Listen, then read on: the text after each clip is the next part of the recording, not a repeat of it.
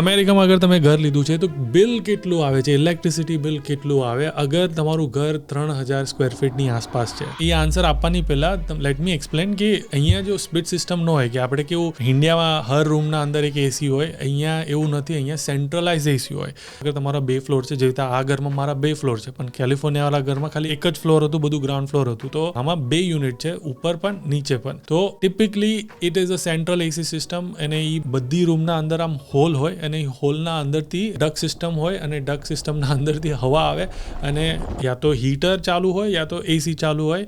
Depend કરે છે તમે ક્યાં રહો છો. હું નોર્થ કેરોલાઇનામાં રહું છું અને જ્યારે માર્ચ, એપ્રિલ, મે હતું એકદમ ચુમ્મેશ્વરી વેધર હતો અને ત્યારે એસીની જરૂરત બી નહોતી ને ના તો હીટરની જરૂરત હતી. પણ જ્યારે જાન્યુઆરી, ફેબ્રુઆરી હતું, વિન્ટર હતું, ત્યારે અમને હીટરની જરૂરત હતી.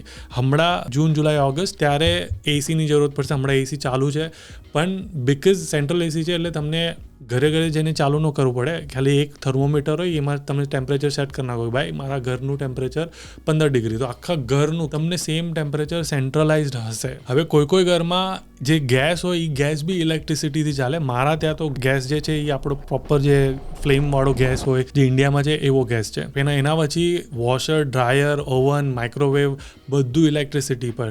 એના પછી આપણે બેલ હોય, કેમેરા સિસ્ટમ હોય, મારો કેમેરા આ બધું છે, કમ્પ્યુટર છે, એ પણ 24 કલાક આપણે બધું ઇલેક્ટ્રિસિટી પર. તો તમને શું લાગે છે કે કેટલું બિલ હશે? હવે આ જે બિલ છે એ ડિપેન્ડ કરે છે સિઝનના હિસાબથી અને તમે ક્યાં રહો છો. હવે તમે અગર કોઈ હોટ સિટીમાં રહો છો તો પછી બિલ એકદમ અલગ આવશે. પણ મારા જેવા નોર્થ કેરોલાઇનામાં રહો છો યા કેલિફોર્નિયામાં રહો છો તો ટિપિકલ બિલ આવશે $300-400 આસપાસ સમરમાં, જ્યારે એસી ફૂલ ફ્લેજ ચાલુ છે.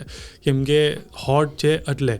પણ $300-400, 3000 સ્ક્વેર ફીટ એટલે કેટલા થઈ ગયા? 30-40 હજાર રૂપિયાની આસપાસ. પણ તમે અગર વિન્ટરમાં કરી રહ્યા છો તો એ જ સેમ પાછો $300-400. પણ જ્યારે સારું વેધર હોય, માર્ચ, એપ્રિલ, જૂન, ત્યારે મિનિમમ $50-100 આસપાસ આવે. આ તો ખાલી ઇલેક્ટ્રિસિટી બિલ થઈ ગયું. આના પછી વોટર બિલ બી હોય, કચરો ફેંકવાનો હોય એનું બિલ બી હોય. તો બધાનું બિલ અલગ અલગ છે. તો ફોલો કરો એટલે તમને બધું એ પણ કહી દઈશ નેક્સ્ટ રીલમાં.